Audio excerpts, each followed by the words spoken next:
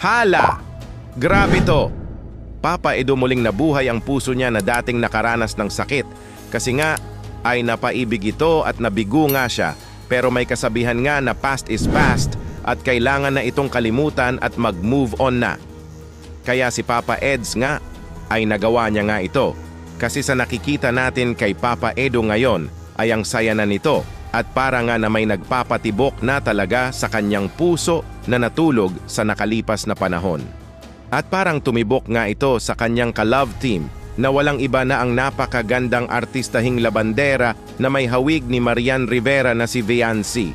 Halaka, Papa Eds, parang di mo na talaga napigilan ang iyong nararamdaman para kay Viancy kasi walang patumpik-tumpik ay umamin ka na nga sa kanya. Wow! Nakakakilig ka talaga, Papa Eds.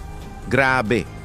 Sa pagamin mo na iyan ay ang dami po talagang mga fans at supporters ng love team nyo na Edsy ang sobrang kinilig. Bago ko po ipakita sa inyo mga idol ang video clip kung saan ay umamin na nga si Papa Eds kay Viancy ay shoutout ko po muna ang mga leaders ng Kalingap na sina Kuya Val Santos Matubang, Ate Edna Vlogs at Idol Kalingap Rab.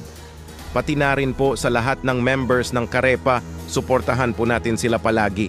Ito na nga mga idol ang nakakakilig na pagamin ni Papa Edo kay Viancy, panoorin nyo po. Naiya ka sa akin?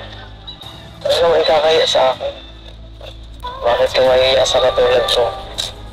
Bakit ka naiiya sa akin? Alam ko na.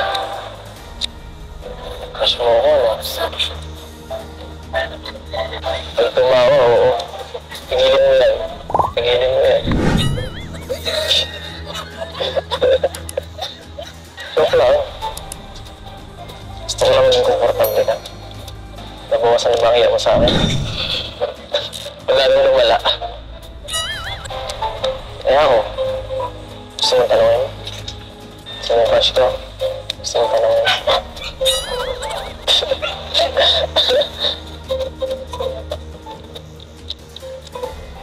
Oo.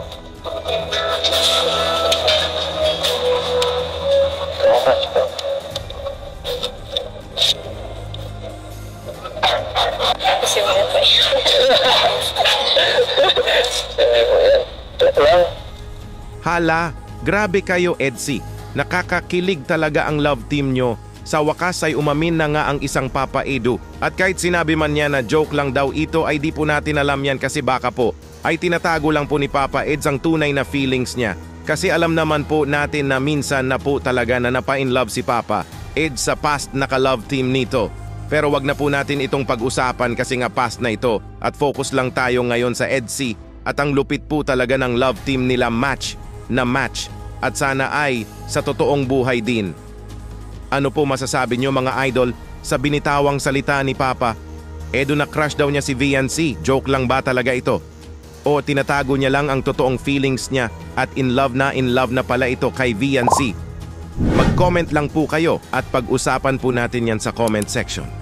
Dito muna lang po tayo. Kuya Dambo nga po pala, pasensya na po kayo sa Tagalog ko, Bisaya po kasi ako. Ingat po kayo palagi.